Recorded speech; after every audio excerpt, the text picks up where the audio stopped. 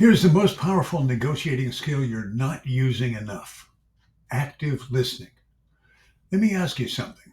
When you're in a negotiation, whether it's buying a home, closing a deal, or even resolving a family argument, what are you thinking about when the other person is talking? If you're like most people, you're probably rehearsing what you're going to say next. Yeah, I've been there too. But here's the problem. When you're planning your response, you're not really listening.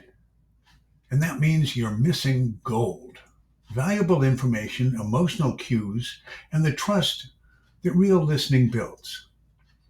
Active listening is one of the most underused yet powerful negotiating tools you'll ever master. It's not about nodding politely or waiting your turn to talk. It's about tuning in fully, as if what the other person is saying is the most important thing you'll ever hear all day. When you do that, you're not just hearing words, you're picking up tone, pace, hesitation, facial expression, even the emotion underneath the words. Maybe they're frustrated, maybe they're nervous, maybe they're just trying to protect something important to them. When you acknowledge that emotion, you're showing them that you get it. And that's when people start to trust you. Here's how you do it. First, quiet that voice in your head that's planning that comeback. Just turn that off and just listen.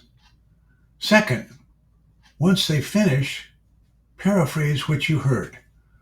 So if I heard you correctly, you're concerned about X because that affects Y. This one move does two incredible things. Number one, it shows respect. You've taken the time to understand before you respond. By repeating it back, you show that you listened. Number two, it corrects any misunderstandings before it turns into a conflict. You'd be amazed how often the other side will soften their stance once they feel heard. And here is the secret bonus. When you model active listening, people tend to mirror you. They start listening better too. Suddenly the whole conversation shifts from competing to collaborating.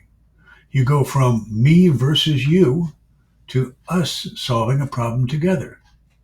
That's when great deals happen, because people want to work with those who make them feel heard and feel understood.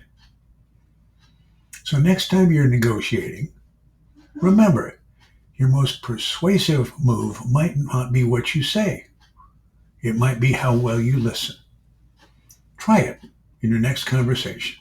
Don't just hear. Listen actively, reflect, and connect. If this helped you, hit the like button and subscribe for more real-world negotiating strategies, and share this with someone who could use a reminder to slow down and really listen.